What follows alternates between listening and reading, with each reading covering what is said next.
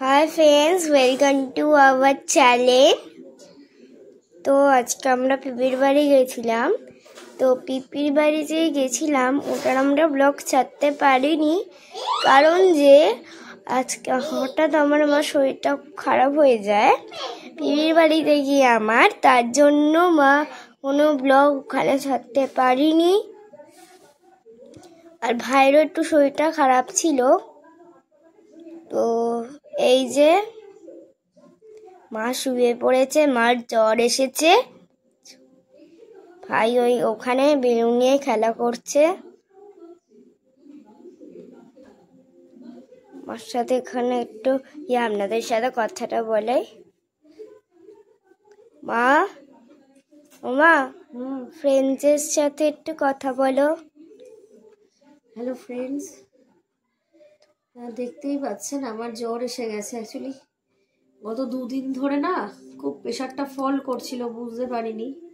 তো আজকে সকাল থেকেই হঠাৎ প্রেশারটা ফল করে। তো ওআরএস 2বার খেয়েছি, 400 খেয়েছিলাম। 400 ml খাওয়ার পরেও দেখলাম ঠিক আছি। এবারে রৌদ্রের মধ্যে গেছি, তো এবারে ওখানে গিয়ে না খুব বমি জ্বর এসে, ওখানে গিয়ে বমি আর মাথাটা খুব ঘোরাচ্ছিল, মাথা তুলতেই পারছিলাম না। আর ওই গরমের জন্য ছেলেরও সেম, শুয়ে পড়ছিল, ঘেমে যাচ্ছিল, বমি করে ফেলেছে।